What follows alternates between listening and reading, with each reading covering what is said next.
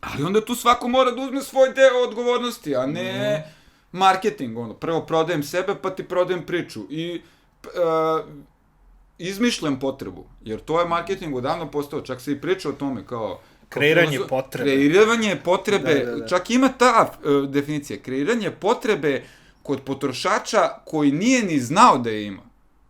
Ne znaš šta ti treba. Tako je, ja sam to u pesmu bacio, razumiješ, u pesmu PR. I sad ja ne verujem, lupam da je Edward Bernays stvarno, on je možda stvarno verovao 917. da on hoće da pomogne u dobijanju rata državskim pravima. Kao, pa ne samo to, kao war to end all wars, to je bila formulacija za Prvi svetski rat.